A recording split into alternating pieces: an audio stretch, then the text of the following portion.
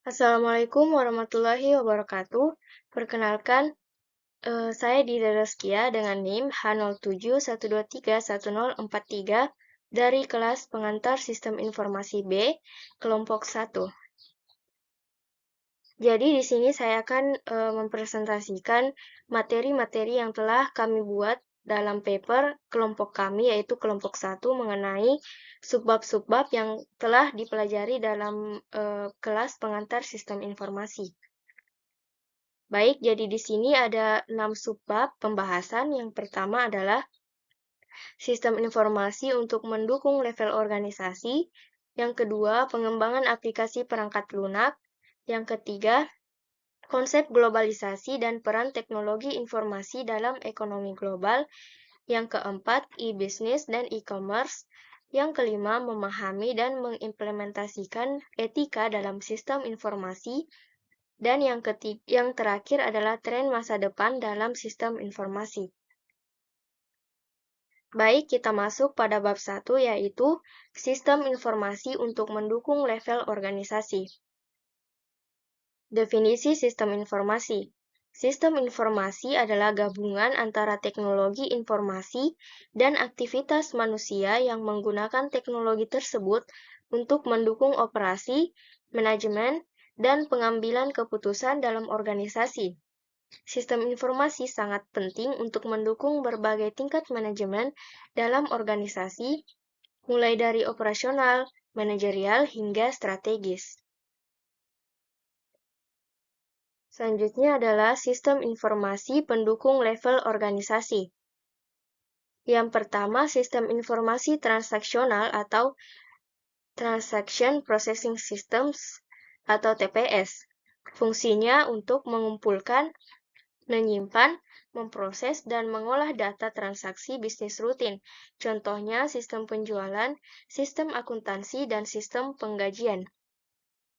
Yang kedua adalah sistem informasi manajemen atau Management Information Systems atau MIS. Fungsinya menyediakan informasi yang diperlukan untuk pengambilan keputusan oleh manajer tingkat menengah. Contohnya laporan kinerja bulanan, analisis biaya.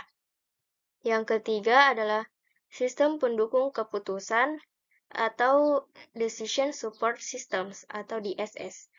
Fungsinya membantu manajer dalam membuat keputusan dengan menyediakan data analitis dan alat pemodelan.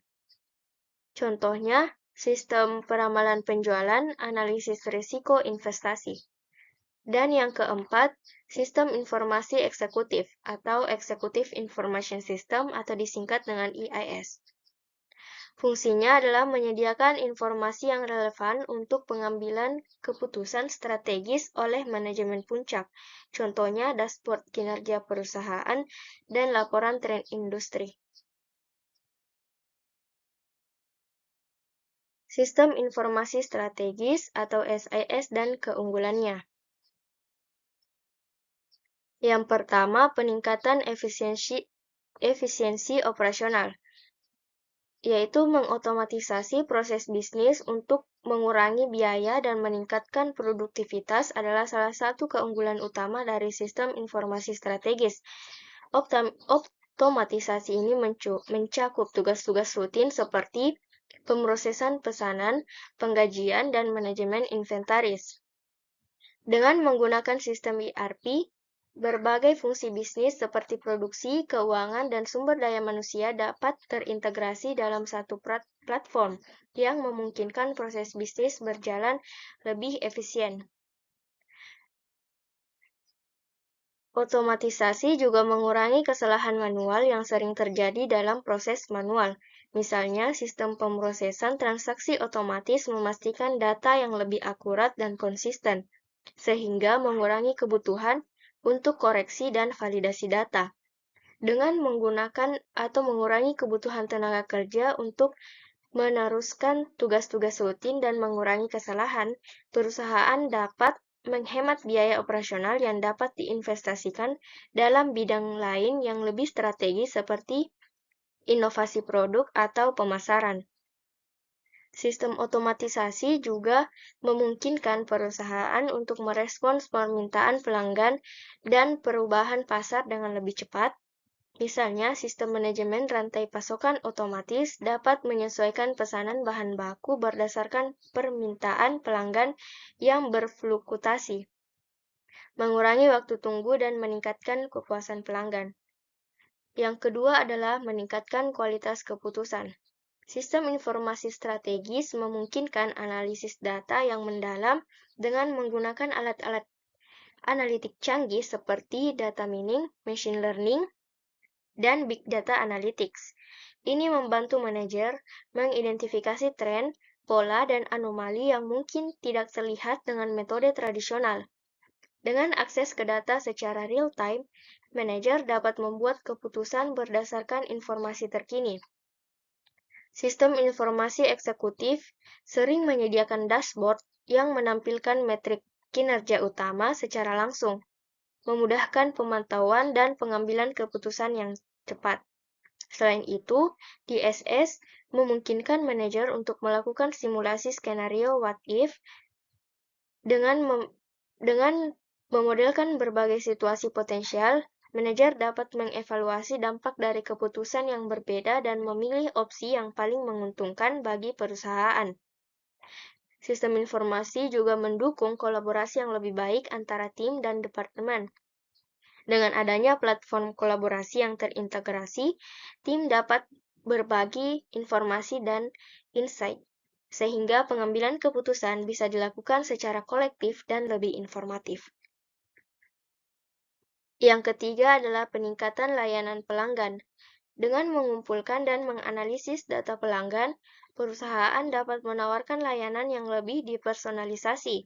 Misalnya e-commerce dapat merekomendasikan produk berdasarkan riwayat pembelian dan preferensi pelanggan, meningkatkan kemungkinan pembelian ulang.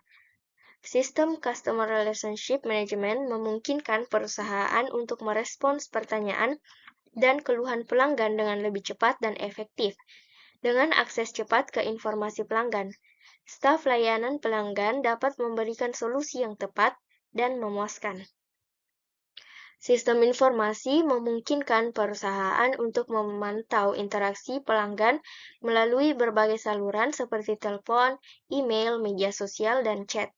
Ini membantu dalam mengidentifikasi masalah yang sering muncul dan mengambil tindakan proaktif untuk meningkatkan kepuasan pelanggan. Dengan menggunakan alat-alat seperti email marketing, media sosial, dan aplikasi mobile, perusahaan dapat menjaga keterlibatan pelanggan secara berkelanjutan. Misalnya, melalui kampanye email yang dipersonalisasi, perusahaan dapat memberitahukan pelanggan tentang promosi khusus, peluncuran produk baru, atau pembaruan layanan. Yang keempat adalah mendukung inovasi produk dan layanan. Sistem informasi memberikan data yang relevan dari berbagai sumber, termasuk feedback pelanggan, tren pasar, dan analisis kompetitor, yang dapat digunakan untuk inovasi produk. Data ini membantu tim R&D untuk mengidentifikasi kebutuhan dan preferensi pasar, serta peluang untuk pengembangan produk baru.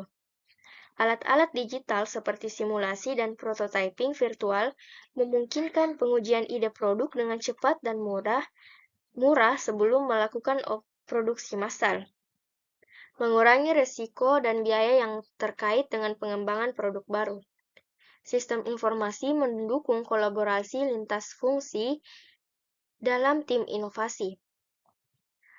Platform kolaborasi memungkinkan anggota tim dari berbagai departemen untuk bekerja sama secara efektif, berbagi ide, dan mengembangkan solusi inovatif. Alat manajemen proyek yang terintegrasi membantu dalam mengelola proses pengembangan produk dari ide hingga peluncuran, mencakup perencanaan, penjadwalan, pengelolaan sumber daya, dan pelacakan kemajuan, sehingga memastikan proyek berjalan sesuai jadwal dan anggaran.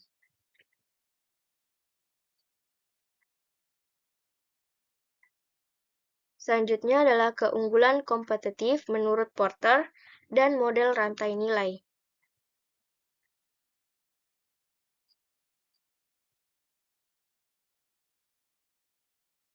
Michael Porter mengidentifikasi 5 kekuatan yang membentuk persaingan industri yang dikenal dengan nama Five Forces Framework,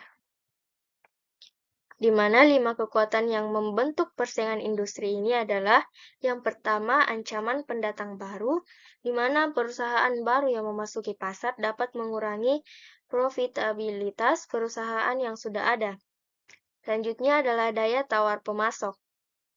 Pemasok yang kuat dapat menaikkan harga bahan baku, meningkatkan biaya produksi.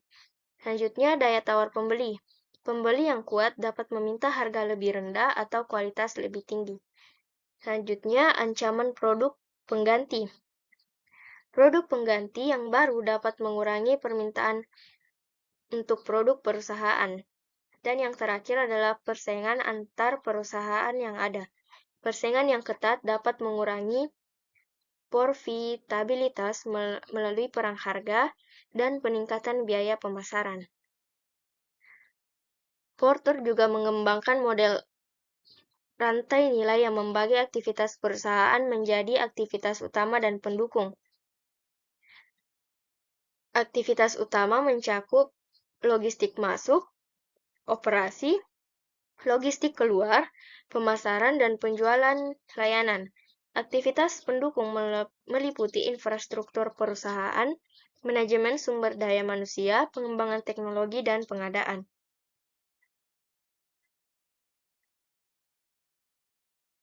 Selanjutnya, strategi perusahaan untuk mencapai keunggulan yang kompetitif.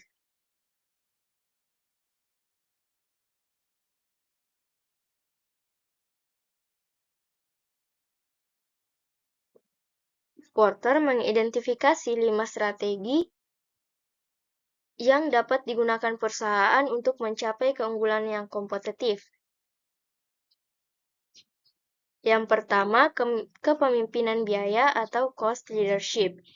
Menjadi produsen dengan biaya terendah di industri. Yang kedua, diferensiasi, yaitu menawarkan produk atau layanan yang unik, sehingga memiliki nilai lebih di mata pelanggan. Yang ketiga, fokus pada segmen tertentu. Menargetkan segmen pasar tertentu dengan produk atau layanan yang disesuaikan. Yang keempat, inovasi, yaitu mengembangkan produk atau layanan baru yang belum ada di pasar. Dan yang terakhir adalah aliansi strategis, yaitu bekerja sama dengan perusahaan lain untuk memanfaatkan kekuatan masing-masing.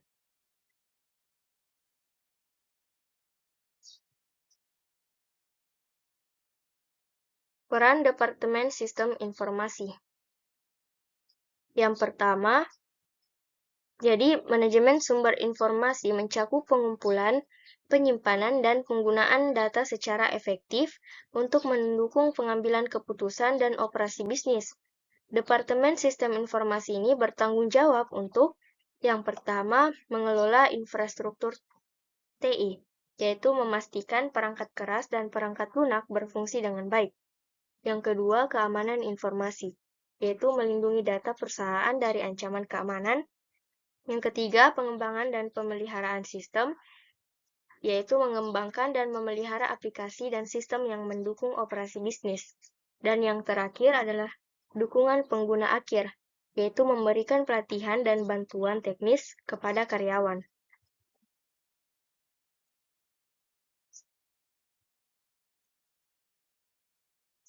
Selanjutnya, kesimpulan.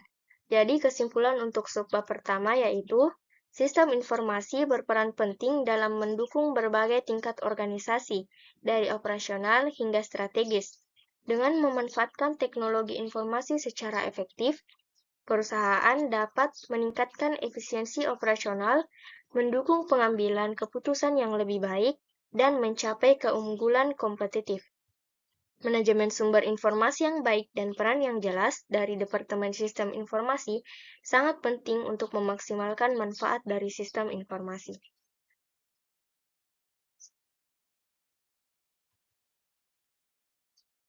Baik, selanjutnya kita masuk pada bab 2, yaitu pengembangan aplikasi perangkat lunak.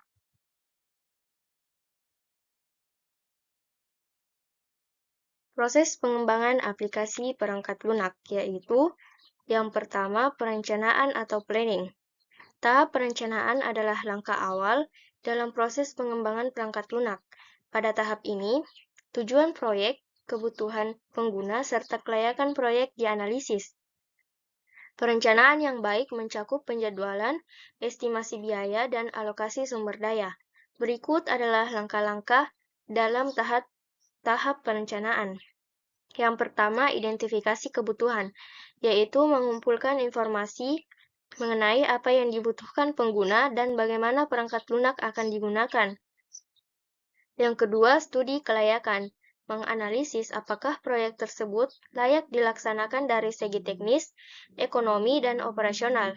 Yang ketiga, penjadwalan proyek, menyusun jadwal proyek yang realistis dengan mengidentifikasi milestones penting. Yang keempat, estimasi biaya, yaitu menghitung biaya yang diperlukan untuk pengembangan perangkat lunak, termasuk biaya tenaga kerja, perangkat keras, dan perangkat lunak. Proses yang kedua adalah analisis kebutuhan. Pada tahap ini, kebutuhan perangkat lunak yang dikumpulkan selama tahap perencanaan dianalisis secara mendetail. Dokumen spesifikasi kebutuhan perangkat lunak atau Software Requirement Specification (SRS) dibutuhkan atau dibuat untuk mencatat semua kebutuhan fungsional dan non-fungsional perangkat lunak. Langkah-langkah utama dalam tahap ini meliputi pengumpulan kebutuhan, melibatkan pengguna akhir dan pemangku kepentingan untuk mengumpulkan semua kebutuhan yang relevan. Selanjutnya, analisis kebutuhan. Menganalisis dan memverifikasi kebutuhan untuk memastikan konsistensi dan kelengkapan. Yang terakhir, dokumentasi kebutuhan, yaitu menyusun SRS yang mencakup semua kebutuhan yang telah dianalisis. Proses selanjutnya adalah desain. Tahap desain adalah proses mengubah kebutuhan yang telah dianalisis menjadi arsitektur dan desain yang detail. Jadi ada dua jenis desain utama yang dibuat pada tahap ini. Yang pertama, desain arsitektur, yaitu menentukan struktur keseluruhan sistem, termasuk komponen-komponen dan interaksi di antara mereka. Selanjutnya adalah desain detail, menyusun desain yang lebih rinci untuk setiap komponen, sistem mencakup algoritma, struktur data, dan antarmuka pengguna. Proses selanjutnya adalah implementation. Pada tahap implementasi, desain perangkat lunak diubah menjadi kode program. Pengembang menulis kode sesuai dengan spesifikasi yang telah ditentukan. Langkah-langkah utama dalam tahap ini meliputi yang pertama adalah penulisan kode, mengimplementasikan desain ke dalam kode menggunakan bahasa pemrograman yang sesuai. Yang kedua, pengelolaan versi. Menggunakan sistem pengelolaan versi seperti Git untuk melacak perubahan pada kode. Yang terakhir adalah review kode. Melakukan review secara berkala untuk memastikan kualitas dan konsistensi dari kode. Proses selanjutnya adalah pengujian. Tahap pengujian bertujuan untuk memastikan bahwa perangkat lunak yang dikembangkan bebas dari bug dan memenuhi kebutuhan yang telah ditentukan. Berbagai jenis pengujian dilakukan, antara lain, yang pertama, unit testing, menguji setiap unit atau komponen secara individual. Yang kedua, integration testing, menguji interaksi antara komponen-komponen. Yang ketiga, system testing, menguji sistem secara keseluruhan. Yang keempat, acceptance testing, menguji apakah sistem memenuhi kebutuhan dan harapan pengguna. Proses selanjutnya adalah penerapan atau deployment. Tahap penerapan adalah proses memindahkan perangkat lunak dari lingkungan pengembangan ke lingkungan produksi. Langkah-langkah dalam tahap ini meliputi yang pertama, instalasi, yaitu memasang perangkat lunak di server produksi. Selanjutnya, konfigurasi, menyesuaikan konfigurasi sistem untuk memastikan perangkat lunak berjalan dengan baik. Yang ketiga, pelatihan pengguna. Melatih pengguna akhir untuk menggunakan perangkat lunak. Proses selanjutnya adalah pemeliharaan atau maintenance. Setelah perangkat lunak dideploy, tahap pemeliharaan pun dimulai. Tahap ini mencakup yang pertama perbaikan bug, memperbaiki yang ditemukan setelah perangkat lunak dideploy. Pembaruan perangkat lunak, menyediakan pembaruan untuk meningkatkan kinerja atau menambahkan fitur baru.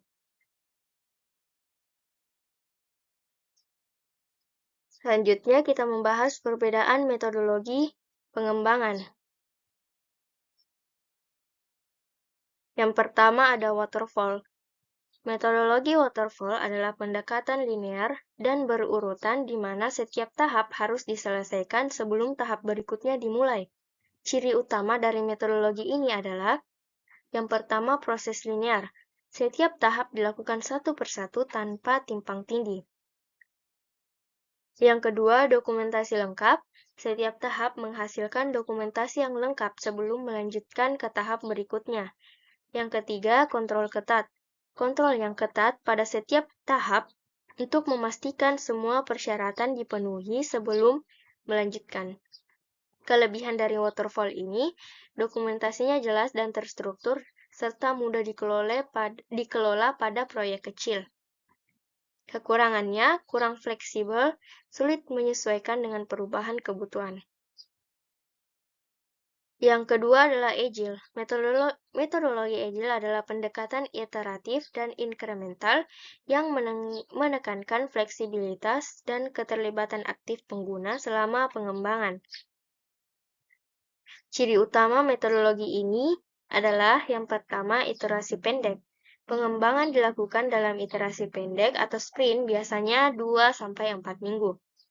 Yang kedua, keterlibatan pengguna. Pengguna terlibat aktif dalam setiap tahap pengembangannya. Dan yang terakhir adalah perubahan mudah. Mudah beradaptasi dengan perubahan kebutuhan dan persyaratan. Kelebihan dari Agile ini yaitu fleksibilitas tinggi, responsif terhadap perubahan, dan keterlibatan aktif pengguna. Kekurangannya membutuhkan kolaborasi yang tinggi, kurang cocok untuk proyek dengan kebutuhan yang sangat spesifik dan stabil. Yang ketiga adalah Scrum. Scrum adalah salah satu kerangka kerja Agile yang mengorganisir pekerjaan ke dalam iterasi pendek yang disebut dengan sprint.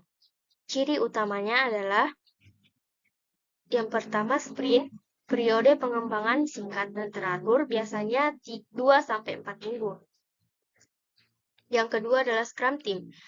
Tim kecil yang cross-functional biasanya terdiri dari Product Owner, Scrum Master, dan Development Team. Yang ketiga, Daily Stand-Up. Pertemuan harian untuk membahas progres dan hambatan. Kelebihan dari Scrum ini adalah fokus pada deliverables yang jelas dan meningkatkan kolaborasi tim. Kekurangannya membutuhkan komitmen tim yang tinggi, peran Scrum Master yang penting. Dan yang terakhir adalah DevOps. DevOps adalah pendekatan yang mengintegrasikan pengembangan atau dev dan operasi atau ops yang untuk meningkatkan kolaborasi dan produktivitas. Ciri utama dari DevOps adalah yang pertama, otomatisasi menggunakan alat otomatisasi untuk build, test, dan deployment. Kolaborasi meningkatkan kolaborasi antara tim pengembangan dan operasi. Dan continuous integration and continuous deployment atau CI/CD, praktik integrasi dan deployment terus-menerus. Kelebihan dari DevOps yaitu mempercepat waktu ke pasar, meningkatkan kualitas dan stabilitas perangkat lunak, dan kekurangannya adalah memerlukan perubahan budaya organisasi dan investasi awal dalam otomatisasi. Selanjutnya, jenis-jenis dari bahasa pemrograman. Yang pertama adalah JavaScript. JavaScript adalah bahasa pemrograman yang digunakan untuk pengembangan situs web dinamis dan aplikasi seluler. Ciri utama dari JavaScript adalah yang pertama, client-side scripting, yaitu dijalankan di browser pengguna untuk membuat halaman web interaktif. Yang kedua adalah versatilitas, dapat digunakan untuk pengembangan front-end dan back-end dengan Node.js. Selanjutnya adalah kompatibilitas, yaitu didukung oleh semua browser modern. Penggunaannya yaitu dalam pengembangan web, aplikasi seluler dengan framework seperti React Native. Bahasa selanjutnya adalah Python. Python adalah bahasa pemrograman serbaguna yang digunakan dalam pengembangan web, kecerdasan buatan, dan analisis data. Ciri utama dari Python ini adalah sintaks sederhana, yaitu mudah dipelajari dan digunakan. Komunitasnya besar, dukungan komunitas yang luas dengan banyak library dan framework. Dan yang terakhir adalah serbaguna, yaitu digunakan dalam berbagai bidang seperti web development, data science, dan machine learning. Penggunaannya dalam web development yaitu Django, Flask, data science, Pandas, dan NumPy, machine learning, TensorFlow, dan Keras. Bahasa selanjutnya adalah Java. Java adalah bahasa pemrograman yang digunakan untuk pengembangan aplikasi berbasis web dan perangkat seluler. Ciri utama dari Java adalah portabilitas. Program Java dapat dijalankan di berbagai platform tanpa modifikasi. Break once, run anywhere. Yang kedua adalah kinerja. Kinerja tinggi dengan garbage collection otomatis. Keamanan. Menawarkan fitur keamanan yang kuat. Penggunaannya pada aplikasi web seperti Spring dan aplikasi Android.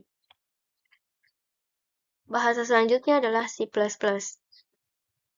C++ adalah bahasa pemrograman yang digunakan untuk pengembangan aplikasi sistem dan perangkat keras. Ciri utama dari C++ adalah kinerja tinggi, efisiensi tinggi dalam penggunaan sumber daya. Pemrograman berorientasi objek mendukung paradigma pemrograman berorientasi objek. Dan yang terakhir adalah kontrol penuh. Memberikan kontrol penuh terhadap memori dan sumber daya sistem.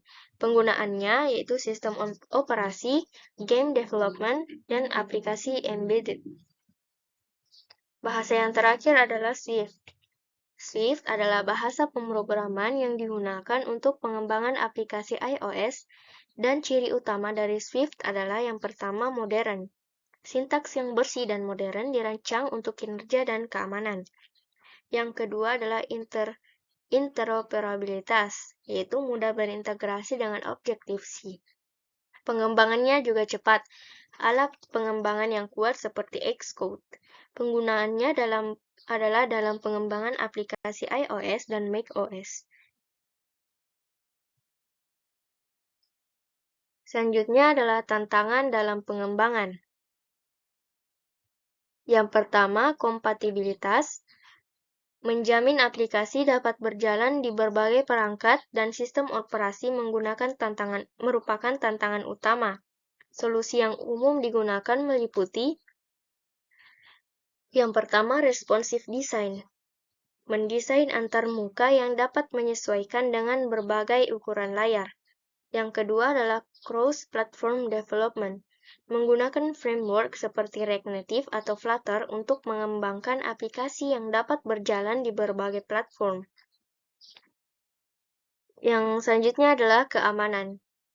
Keamanan adalah aspek kritis dalam pengembangan perangkat lunak. Beberapa langkahnya meliputi yang pertama, enkripsi data. Menggunakan enkripsi untuk melindungi data sensitif. Yang kedua, autentikasi dan otorisasi. Implementasi mekanisme autentikasi dan otorisasi yang kuat. Pengujian keamanan. Melakukan pengujian keamanan secara berkala untuk mengidentifikasi dan memperbaiki kerentanan. Selanjutnya adalah kinerja. Kinerja aplikasi harus cepat dan responsif untuk memberikan pengalaman pengguna yang baik. Beberapa langkah yang dapat diambil meliputi yang pertama, optimasi kode.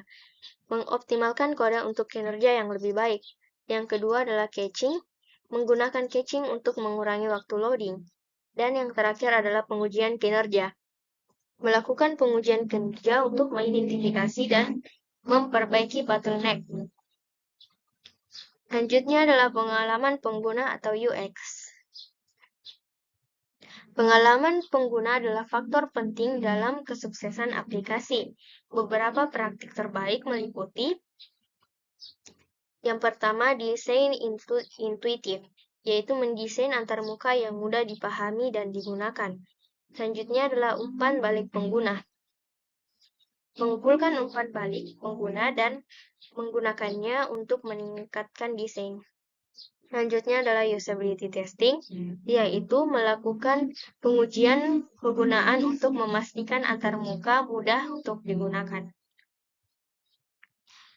Dan yang terakhir adalah pemeliharaan. Pemeliharaan perangkat lunak adalah proses berkelanjutan yang mencakup perbaikan bug, perbaikan pembaruan fitur, dan dukungan pengguna. Beberapa praktik terbaik meliputi yang pertama, dokumentasi yang baik. Menyediakan dokumentasi yang lengkap dan mudah dipahami. Yang kedua, manajemen versi. Menggunakan sistem manajemen versi untuk melacak perubahan dan pembaruan. Dan yang terakhir adalah dukungan pengguna. Memberikan dukungan teknis yang cepat dan efisien. Selanjutnya adalah kebijakan implementasi utama. Yang pertama, manajemen proyek. Manajemen proyek yang efektif adalah kunci keberhasilan pengembangan perangkat lunak. Beberapa kebijakannya meliputi yang pertama, perencanaan yang tepat. Menyusun proyek yang realistis dengan milestones yang jelas. Yang kedua, pengelolaan risiko. Mengidentifikasi dan mengelola risiko yang dapat mempengaruhi proyek. Komunikasi yang efektif memungkinkan meningkatkan komunikasi antara anggota tim dan pemangku kepentingan.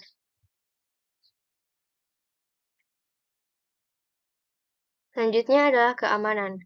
Keamanan harus menjadi prioritas utama dalam pengembangan perangkat lunak. Beberapa kebijakan penting meliputi yang pertama, implementasi keamanan terbaik, yaitu mengikuti praktik terbaik dalam pengembangan perangkat lunak yang aman.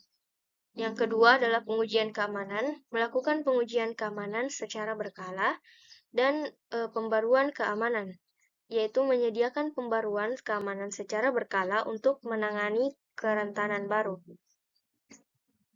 Yang ketiga adalah kualitas. Kualitas perangkat lunak harus dijaga melalui proses pengujian yang ketat dan standar kualitas yang tinggi. Beberapa kebijakan penting meliputi pengujian yang komprehensif, melakukan berbagai jenis pengujian, unit, integrasi, sistem, dan acceptance untuk memastikan kualitas dari perangkat lunak. Yang kedua adalah review kode, melakukan review secara berkala untuk memastikan kualitas dan konsistensi dari kode, dan pengukuran kualitas untuk menggunakan metrik kualitas untuk mengukur dan meningkatkan kualitas perangkat lunak. Yang terakhir adalah dokumentasi. Dokumentasi yang baik adalah aspek penting dalam pengembangan perangkat lunak. Beberapa kebijakan penting meliputi yang pertama, dokumentasi kebutuhan. Menyusun dokumentasi kebutuhan yang jelas dan lengkap. Yang kedua, dokumentasi desain, yaitu menyediakan dokumentasi desain yang mendetail. Dokumentasi pengguna, menyediakan dokumentasi pengguna yang mudah dipahami dan diakses. Selanjutnya adalah kesimpulan.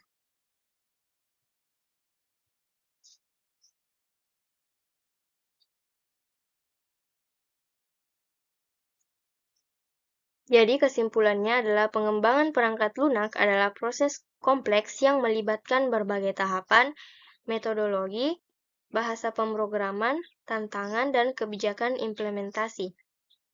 Memahami aspek-aspek ini penting untuk menciptakan aplikasi berkualitas tinggi yang memenuhi kebutuhan dari pengguna. Baik, selanjutnya adalah bab 3, yaitu konsep globalisasi dan peran teknologi informasi dalam ekonomi global. Jadi, konsep globalisasi. Globalisasi adalah proses integrasi global yang terjadi melalui pertukaran produk, ide, informasi, dan budaya. Kemajuan dalam teknologi, transportasi, dan komunikasi mempercepat interaksi lintas batas, menjadikannya lebih cepat dan efisien. Globalisasi memiliki dampak luas pada berbagai aspek kehidupan, termasuk ekonomi, politik, sosial, dan budaya.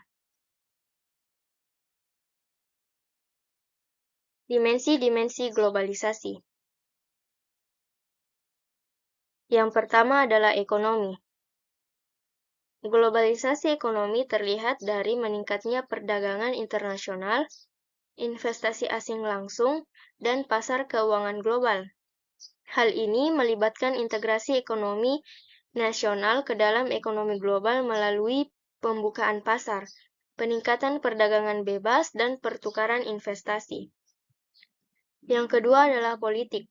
Dalam dimensi politik, globalisasi melibatkan pembentukan dan pengaruh institusi internasional seperti Perserikatan Bangsa-Bangsa, Organisasi Perdagangan Dunia, dan Dana Moneter Internasional. Institusi-institusi ini berperan penting dalam menetapkan aturan dan standar internasional yang harus diikuti oleh negara-negara anggotanya. Yang ketiga adalah sosial budaya. Globalisasi sosial budaya mencakup pertukaran budaya yang meningkatkan pemahaman dan toleransi antar negara, meskipun juga menyebabkan homogenisasi budaya. Proses ini memungkinkan penyebaran ide, nilai, dan norma budaya melalui media, migrasi, dan interaksi sosial lintas batas. Yang keempat adalah teknologi. Dimensi teknologi dari globalisasi meliputi pengembangan dan penyebaran teknologi yang mendukung semua aspek globalisasi. Inovasi dalam teknologi informasi dan komunikasi, transportasi, dan bioteknologi telah mempercepat globalisasi dengan memungkinkan pertukaran informasi dan barang secara lebih cepat dan efisien.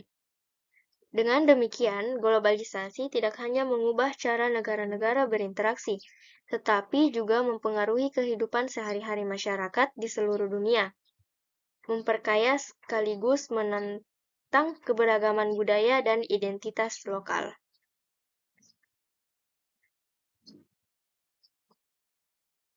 Selanjutnya adalah peran IT dalam globalisasi. Yang pertama, komunikasi global, email, media sosial, dan video conference. Yang kedua adalah e-commerce, transaksi internasional, dan pasar global. ERP dan SCM, yaitu manajemen rantai pasokan global, akses informasi seperti internet, inovasi, dan pengembangan. Dan yang terakhir adalah produktivitas, seperti AI, big data, dan otomatisasi proses.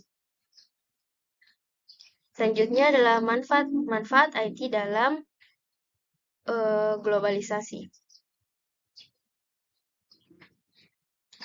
Jadi manfaatnya adalah yang pertama, peningkatan kecepatan dan efisiensi, pengurangan biaya operasional, akses ke pasar global, dan kolaborasi global. Masalah dalam ekonomi global ada 5, yaitu perbedaan regulasi dan hukum, risiko politik, fluktuasi dan nilai tukar, perbedaan budaya, dan manajemen logistik internasional. Cara mengatasi tantangan ekonomi global yaitu mematuhi regulasi setiap pasar, menggunakan alat lindung nilai untuk risiko valuta asing, pelatihan budaya dan strategi pemasaran lokal, pemantauan risiko politik, dan penerapan teknologi untuk efisiensi rantai pasokan.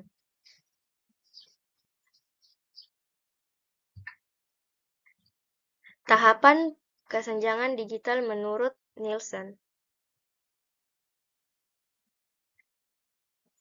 Kesenjangan digital adalah ketidaksetaraan dalam akses, penggunaan, dan kemampuan dalam teknologi informasi dan komunikasi yang dapat terjadi antara negara, wilayah, dan kelompok sosial yang berbeda. Kesenjangan ini memiliki 3 dimensi utama, yaitu kesenjangan akses, yaitu ketidaksetaraan dalam akses fisik terhadap teknologi seperti komputer dan internet, di mana di beberapa daerah atau kelompok tidak memiliki infrastruktur yang memadai. Kesenjangan keterampilan, yaitu perbedaan dalam kemampuan menggunakan teknologi secara efektif, termasuk pengetahuan dasar tentang cara mengoperasikan perangkat dan kemampuan lanjutan untuk memanfaatkan teknologi dalam pekerjaan atau pendidikan. Dan kesenjangan penggunaan, yaitu ketidaksetaraan dalam cara teknologi digunakan, di mana di beberapa individu atau kelompok mungkin memiliki akses dan keterampilan tetapi tidak memanfaatkan teknologi untuk tujuan produktif seperti pendidikan atau pekerjaan, melainkan hanya untuk hiburan saja. Jadi, kesimpulannya adalah globalisasi merupakan proses integrasi global yang didorong oleh kemajuan teknologi dan transportasi dan komunikasi, memungkinkan pertukaran produk, ide, informasi, dan budaya lintas negara dengan lebih cepat dan efisien. Dampaknya meliputi integrasi ekonomi melalui perdagangan internasional, investasi asing, dan pasar keuangan global. Sementara teknologi informasi atau IT memainkan peran kunci dalam memfasilitasi komunikasi global, e-commerce, serta pengelolaan rantai pasokan global. Namun, tantangan dalam ekonomi global seperti regulasi pasokan global yang kompleks, fluktuasi nilai tukar, perbedaan budaya, dan resiko politik serta logistik menuntut pengelolaan yang hati-hati dan inovasi dalam strategi bisnis global.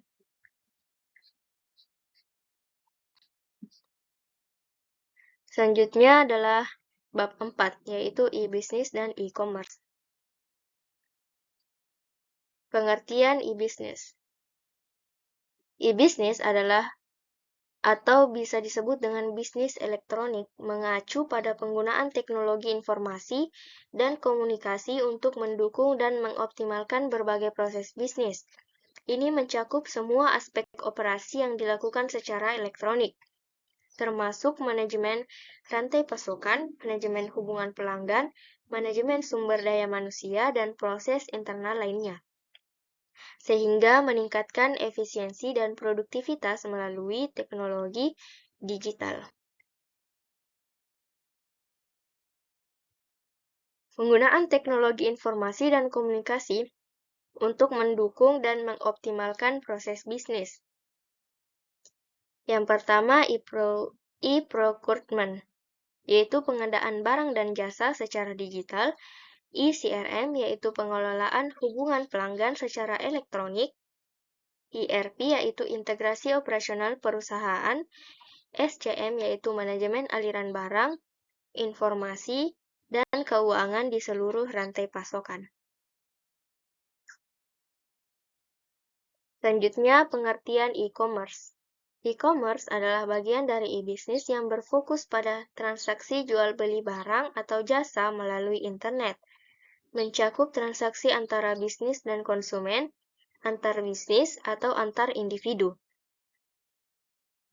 Karakteristik utama e-commerce meliputi platform transaksi online seperti situs web atau aplikasi mobile, metode pembayaran elektronik seperti kartu kredit, e-wallet, dan transfer bank, serta proses pengiriman dan logistik untuk pengiriman produk fisik kepada konsumen. Bentuk-bentuk e-commerce. Yang pertama, business to consumer. Transaksi antara perusahaan dan konsumen akhir, misalnya pembelian barang di situs seperti Tokopedia atau Lazada. Yang kedua, business to business. Transaksi antara perusahaan seperti pemasok dengan produsen atau grosir dengan pengecer.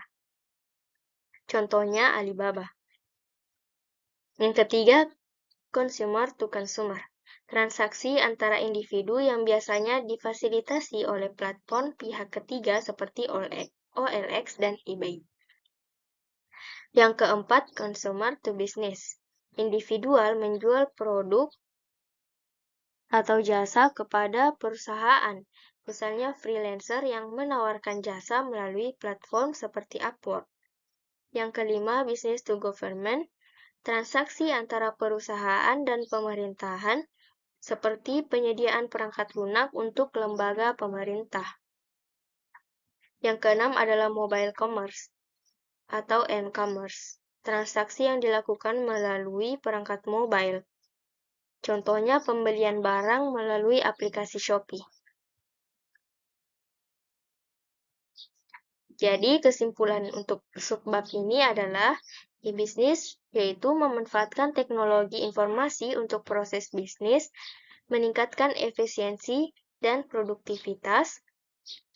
E-commerce yaitu fokus pada transaksi jual-beli melalui internet dengan berbagai format, yaitu B2C, B2B, C2C, C2B, B2G, dan m-commerce. Pembayaran elektronik yaitu menawarkan kemudahan dan keamanan, tetapi memiliki tantangan terkait keamanan data dan infrastruktur. Dan yang terakhir adalah etika dan hukum. Penting untuk menjaga kepercayaan dan keamanan konsumen, melindungi data pribadi dan finansial, serta memastikan perdagangan yang adil dan transparan.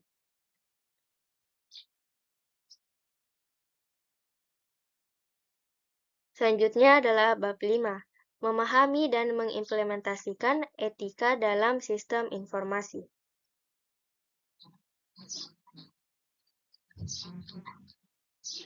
Jadi, dalam era digital saat ini, sistem informasi memegang peranan penting dalam berbagai aspek kehidupan manusia. Namun, dengan perkembangan teknologi yang pesat, muncul pula berbagai tantangan etika yang harus dihadapi. Oleh karena itu, memahami dan mengimplementasikan etika dalam sistem informasi menjadi sangat penting untuk menjaga integritas, keamanan, dan privasi data, serta menghindari pelanggaran hak cipta dan kekayaan intelektual. Tujuan dari pembahasan ini adalah untuk memberikan pemahaman mendasar tentang etika dalam sistem informasi dan bagaimana mengimplementasikannya dalam pengembangan dan penggunaan sistem tersebut. Jadi, sistem informasi ini memainkan peran penting, namun menghadapi tantangan etika. Penting memahami dan menerapkan etika untuk menjaga integritas, keamanan, privasi data, dan menghormati hak cipta. Sistem informasi ini penting dalam kehidupan dan bisnis, namun kemajuan teknologi menghadirkan masalah etika. Etika sistem informasi. Yang pertama adalah definisi.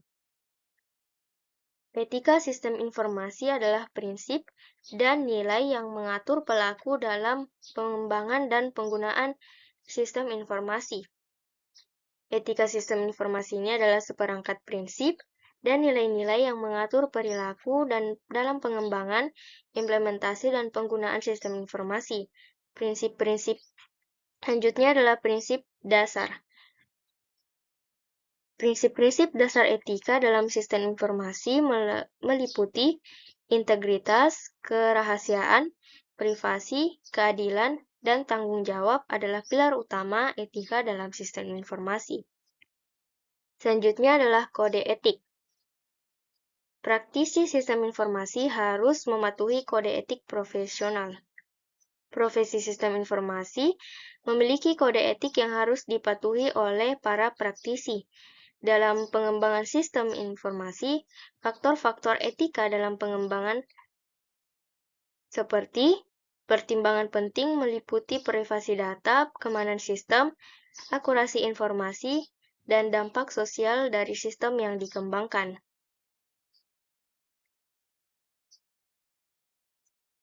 Isu-isu etika,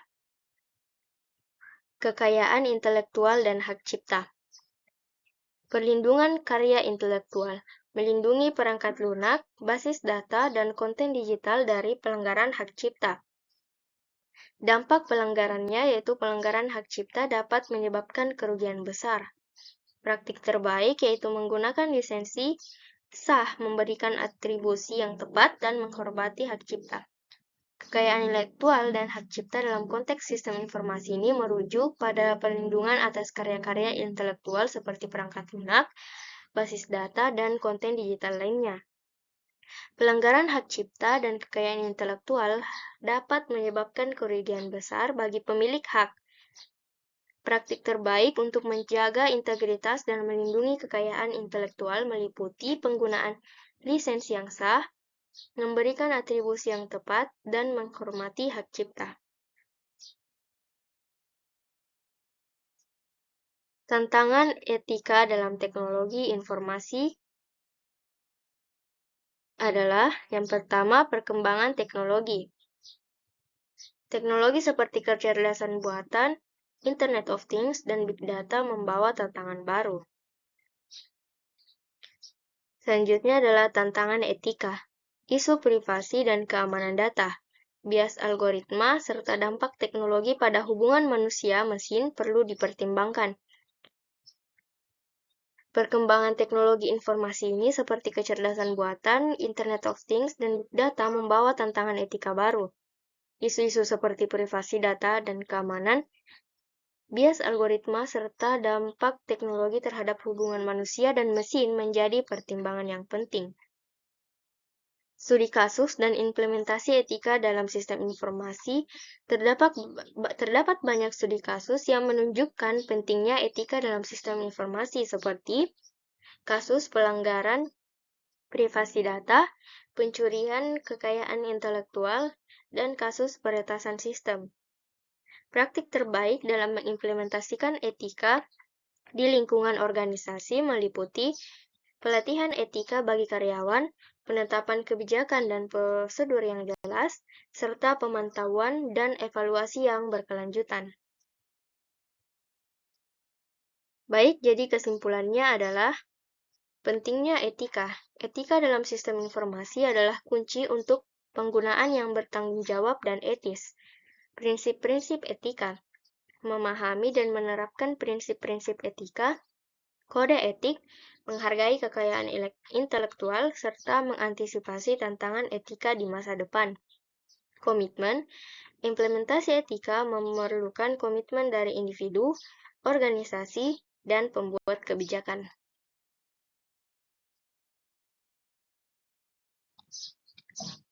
Selanjutnya, bab 6, tren masa depan dalam sistem informasi. Di era yang didorong oleh transformasi digital yang cepat, sistem informasi mengalami evolusi signifikan yang dipicu oleh teknologi seperti kecerdasan buatan, Internet of Things, dan komputasi awan. Keamanan cyber juga menjadi fokus utama dalam mengelola data yang semakin besar dan kompleks.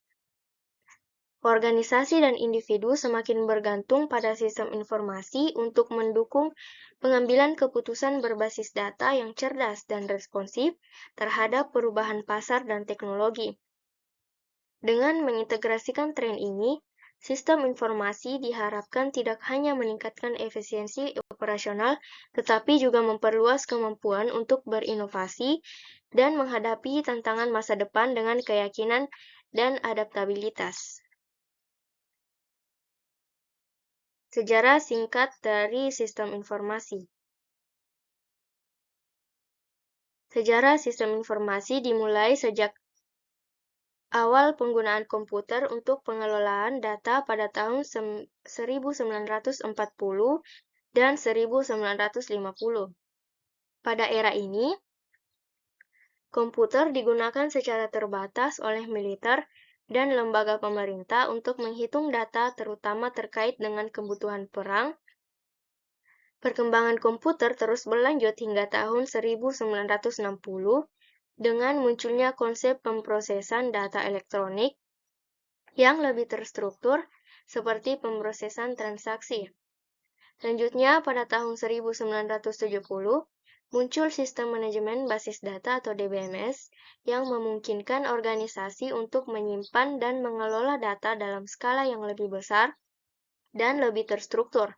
Ini adalah periode di mana konsep-konsep seperti pemrosesan batch dan sistem informasi manajemen mulai berkembang. membantu organisasi mengelola operasi mereka dengan lebih efisien.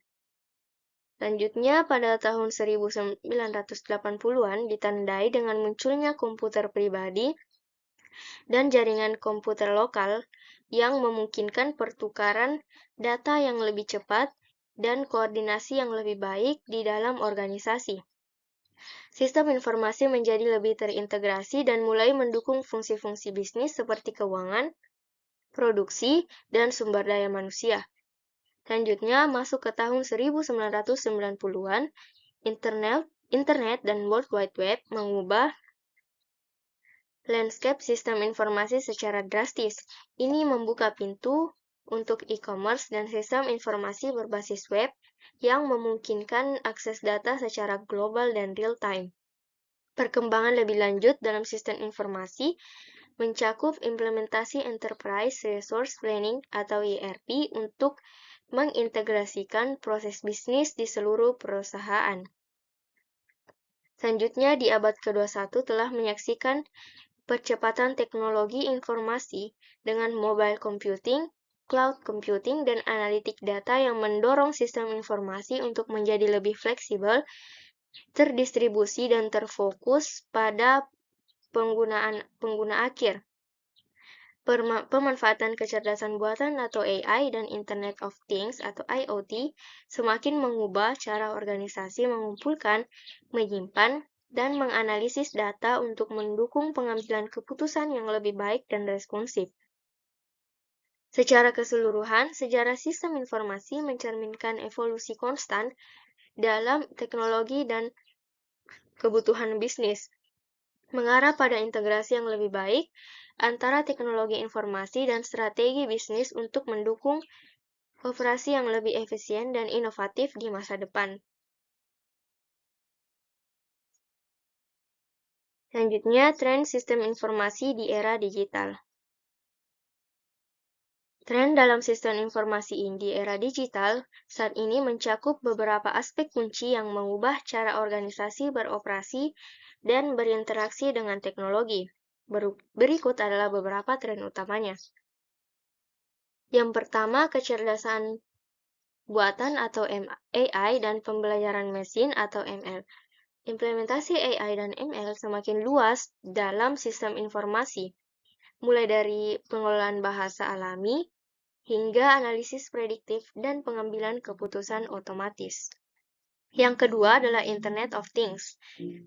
Pertumbuhan Internet of Things telah menghasilkan peningkatan jumlah dan jenis data yang dikumpulkan oleh organisasi.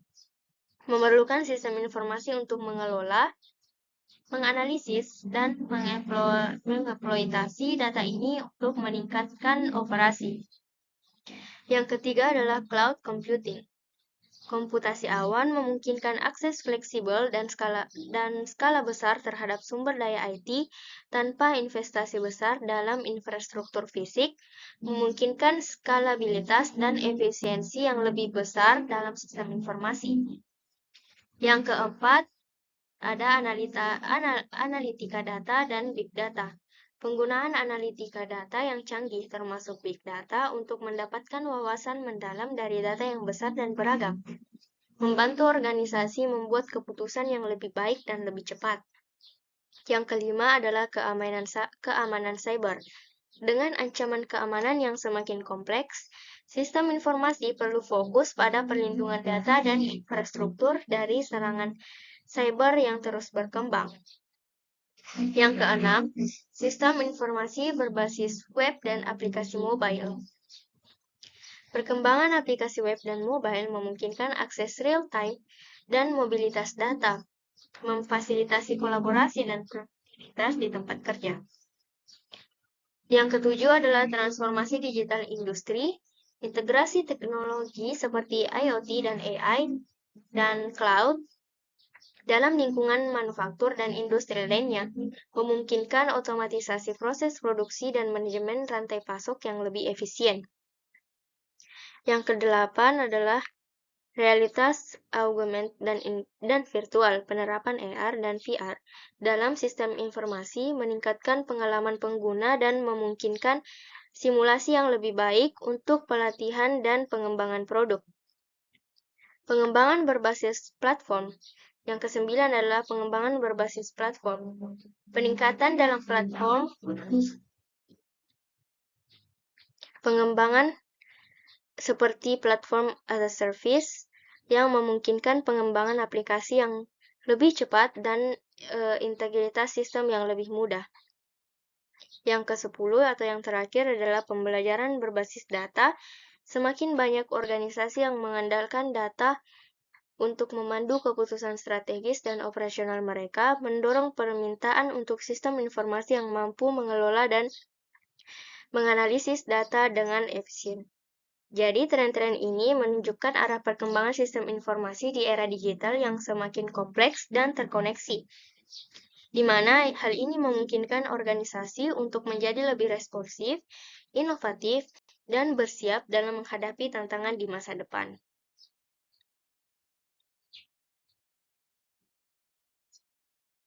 Selanjutnya adalah inovasi dalam sistem informasi. Inovasi dalam sistem informasi mencakup berbagai upaya untuk mengembangkan, menerapkan, dan memanfaatkan teknologi informasi dengan cara yang baru dan lebih efektif untuk mendukung tujuan bisnis dan meningkatkan nilai tambah. Beberapa bentuk inovasi dalam sistem informasi meliputi: yang pertama adalah penggunaan kecerdasan buatan atau AI dan pembelajaran mesin atau ML. Inovasi ini meliputi penggunaan AI dan ML untuk meningkatkan analisis data, mendukung pengambilan keputusan otomatis, dan mengotomatisasi proses bisnis yang repetitif. Yang kedua adalah Internet of Things. Integrasi dari Internet of Things dengan sistem informasi memungkinkan pengumpulan data real-time dari perangkat yang terhubung, yang dapat digunakan untuk memonitor dan mengontrol operasi secara efisien. Yang ketiga adalah blockchain. Teknologi blockchain memberikan inovasi dalam keamanan dan transparansi data, dengan potensi untuk diterapkan dalam sistem informasi seperti manajemen rantai pasok dan keuangan. Yang keempat adalah cloud computing. Inovasi ini memungkinkan akses fleksibel dan skalabilitas yang lebih besar terhadap infrastruktur IT dan aplikasi, mengurangi biaya investasi dan meningkatkan efisiensi operasional. Yang kelima adalah analitika data lanjutan. Penggunaan teknik analitika data yang canggih seperti Big Data Analytics dan data mining untuk menghasilkan wawasan mendalam dari volume data yang besar dan kompleks. Yang keenam, sistem informasi berbasis web dan mobile. Pengembangan aplikasi web dan mobile yang inovatif meningkatkan aksesibilitas data dan interaksi pengguna di mana saja dan kapan saja, meningkatkan produktivitas dan kolaborasi. Yang ketujuh adalah AR dan VR. Penerapan AR dan VR dalam sistem informasi membuka peluang baru dalam pelatihan, simulasi, dan visualisasi data yang kompleks. Yang kedelapan, automasi dan otomatisasi proses. Inovasi dalam otomatisasi proses bisnis dengan bantuan teknologi seperti robotik proses otomatis yang mengurangi kesalahan manusia dan meningkatkan efisiensi. Yang kesembilan, pembelajaran mesin dan analisis prediktif. Menggunakan algoritma pembelajaran mesin untuk mengidentifikasi pola-pola yang kompleks dalam data dan melakukan prediksi yang lebih akurat, memungkinkan perencanaan strategis yang lebih baik. Dan yang terakhir adalah integrasi platform dan ekosistem digital. Inovasi dalam integrasi platform yang memungkinkan aplikasi dan sistem berbeda berinteraksi dan berbagai data secara efisien, memfasilitasi ekosistem digital yang lebih terhubung dan kolaboratif. Nah, jadi inovasi-inovasi ini tidak hanya mengubah cara organisasi mengelola informasi dan operasi mereka, tetapi juga membuka peluang baru untuk menciptakan nilai tambah meningkatkan pengalaman pengguna dan mencapai keunggulan yang kompetitif di pasar yang semakin kompetitif dan berubah-ubah. Selanjutnya, tantangan dan peluang di masa depan. Tantangan yaitu yang pertama adalah keamanan siber, yaitu ancaman yang berkembang. Selanjutnya, kecepatan dan ketersediaan akses data real-time, manajemen data kompleks, integrasi dan analisis data, perubahan teknologi cepat, adaptasi teknologi baru, kepatuhan regulasi, peraturan data ketat. Selanjutnya, peluang AI dan analita prediktif, wawasan mendalam, keputusan cepat. Yang kedua, transformasi digital industri. Yang ketiga, kolaborasi ekosistem digital. Yang keempat, sistem informasi berbasis cloud. Dan yang terakhir adalah inovasi pengalaman pengguna. Selanjutnya adalah kekurangan yang perlu diperhatikan. Yang pertama, biaya implementasi. Kedua, ketergantungan pada teknologi. Yang ketiga, integrasi rumit. Yang keempat, kesulitan penyesuaian. Yang kelima, masalah privasi dan keamanan.